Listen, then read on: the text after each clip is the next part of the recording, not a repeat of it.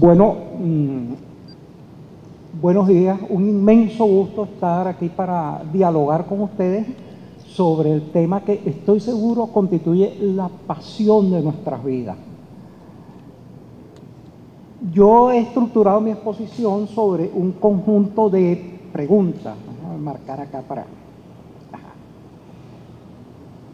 ¿Para qué universidades? En primer lugar, ¿para qué son las universidades? Las universidades han cumplido una serie de cometidos. Uno de ellos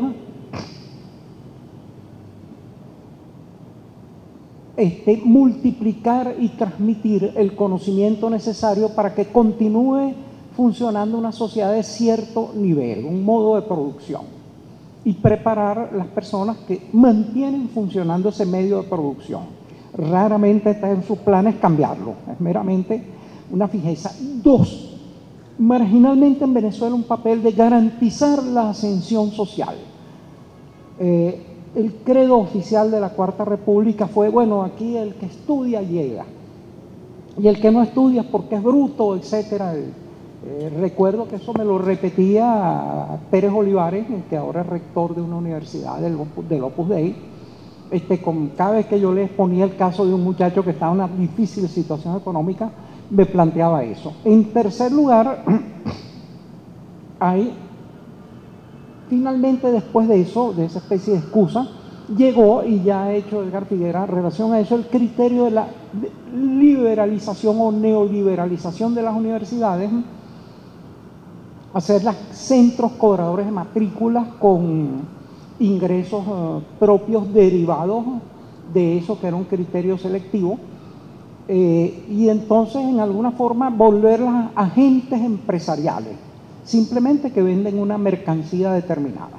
Fíjense cómo han variado o a veces se han superpuesto ese conjunto de roles. Ahora, en mi sentir, pero ojalá fuera solo el mío, en el de la Constitución de la República Bolivariana de Venezuela, ¿para qué una universidad? Fíjense, artículo 109 de la Constitución: para la búsqueda del conocimiento a través de la investigación científica, humanística y tecnológica para beneficio espiritual y material de la nación. Me parece uno de los párrafos afortunados de nuestra Constitución. Una universidad es ante todo un centro de investigación y creación de conocimiento y de difusión. Pero ¿cómo han actuado nuestras universidades en ese sentido? Fíjense ustedes, cifras de la OPSU hacia 1992, las universidades nacionales no dedicaban más del 4.6% de sus fondos a la investigación. Para esa misma fecha, solo el 26.8% estaba dedicado a la docencia. El resto fundamentalmente a una burocracia. Una universidad debería ser absolutamente lo contrario. Esas cifras deberían estar invertidas. Muchísimo más de la mitad del presupuesto universitario debería ser para creación de conocimiento. Algo así como un 30% está bien para divulgación, y la administración debería consumir una administración científica bien preparada, apenas una porción insignificante de ese conjunto. Ahora, fíjense ustedes, ha variado eso desde esas cifras de la OPSU, a veces es muy difícil obtener otras cifras. Fíjense ustedes una que nos trae Luis Fuenmayor. Para 2007, menos del 15% de los docentes de planta estaban calificados como investigadores. Solo 8% hacía investigación de todos los docentes. Solo un 14% tiene el grado de doctor. La mayor parte de los posgrados no son acreditados. Las licenciaturas tardan como un promedio 8 años en completarse, y según esta cifra solo se gradúa el 12%, la tasa bruta de graduación con relación a los que deberían haber culminado la carrera. Evidentemente sigue siendo la universidad una especie de monstruo en el cual gran parte se va en administración. Otras cifras, a mí me encantan. Leonardo da Vinci decía que sin números no hay ciencia. Fíjense ustedes, me costó mucho conseguir esta estadística de la OPSU para 2008. Para 2008 en las universidades públicas había 27.000 obreros, 47.000 empleados y solo 45.000 profesores. Evidentemente no ha variado el gasto dedicado fundamentalmente a la administración y la pequeñez del gasto relativo a lo que para mí y para la Constitución es el objetivo primordial de una casa de estudios, la investigación del conocimiento y llevarnos a otro término que es una sociedad del conocimiento que produzca y renueve constantemente el bien más valuado de nuestra época, que es la información y el conocimiento científico, tecnológico, pero también humanístico. Ahora, ¿universidades para quién? Es otra pregunta. Hay un libro muy interesante de Eduardo Martínez Gil, La exclusión de los pobres en la educación superior, que fue publicado hace tiempo, pero cuyas cifras seguramente mantienen en gran parte vigencia. Fíjense ustedes, él decía que en 1981 65.19 de los estudiantes eran ingresados en liceos oficiales y 34.75 de colegios privados, mientras que en el 2000 venía de los liceos públicos 22,45% de los estudiantes que ingresaban y 71,24% de los liceos privados. No voy a abundar en otro conjunto de cifras que son localizables, pero que demuestran de manera aplastante que las universidades públicas, preferiblemente las autónomas, financiadas por el Estado, con los dineros de toda la nación, son fundamentalmente un instrumento para darle educación superior gratuita a las clases dominantes y excluir de ella a las clases dominadas o a las clases de menores ingresos. Esa es una situación que hay que corregir por mera conveniencia práctica. No necesariamente los mejores talentos están en la clase dominante o privilegiada. Si lo dudan, vean ustedes cuántas obras intelectuales salen de esas filas, qué grandes creaciones, etcétera. Las hay, pero son excepcionales.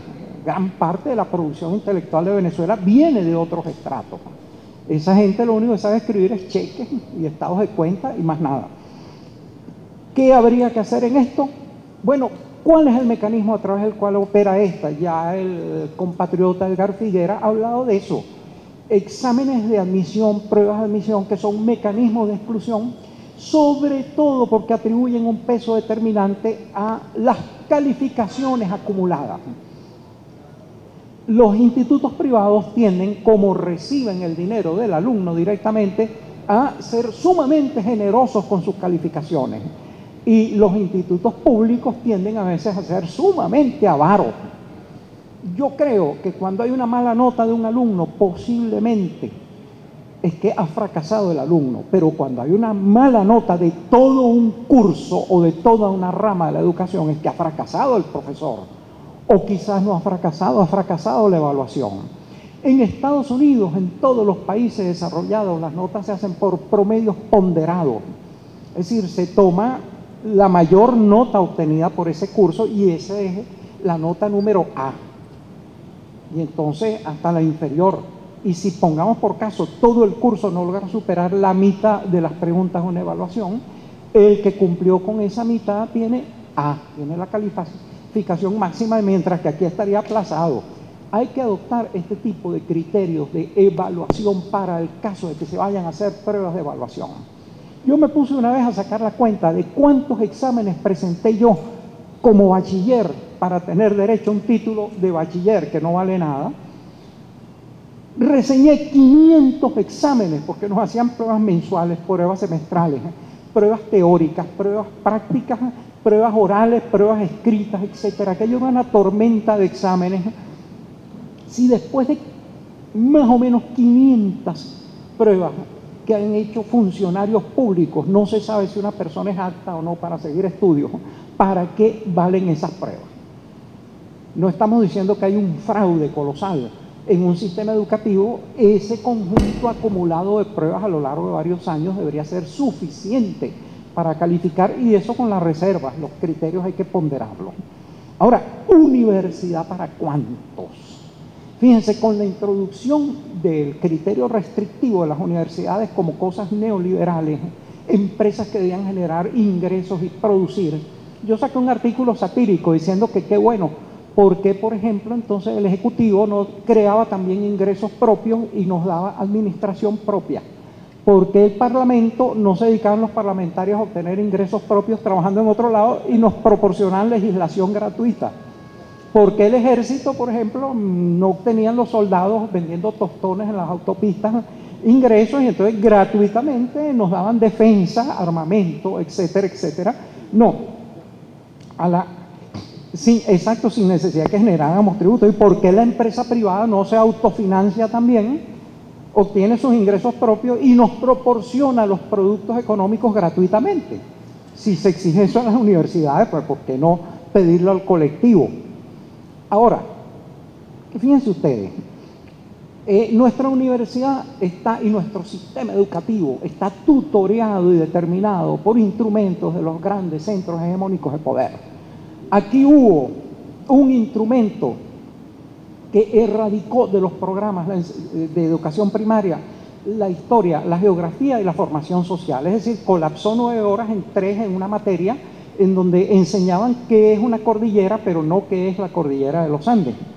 Un informe del Banco Mundial llamado Venezuela en el año 2000, Educación para el Crecimiento Económico y Equidad Social, for Official Use Only. Este es un documento secreto que lo saqué con mi servicio secreto, pues de información. Planteaba el cobro de matrículas de más de $500 por educando. Esas matrículas no iban a servir para cubrir ni el 15% de los gastos de las universidades, pero sí iban a ser un instrumento de exclusión definitiva.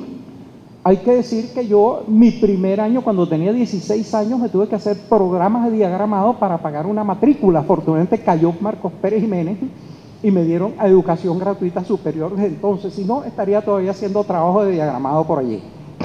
Entonces, fíjense ustedes, de todos modos, el movimiento para colocar talanqueras económicas en la universidad sigue. En la universidad ustedes van a hacer una segunda carrera, se la cobran como si fuera un posgrado. Los posgrados todos son pagos y a veces se inventan posgrados o cosas académicas absurdas. En la escuela de comunicación, por ejemplo, se inventó un título de locutor. Usted pagaba una millonada ahí y salía con un título de locutor. Espero que no haya un título de barbero o de cosmetólogo en la Facultad de Medicina, que tendría quizás mucha audiencia. Fíjense ustedes ese espíritu mercantilista. ¿Hasta qué punto? Y esto por imposiciones de cuestiones externas.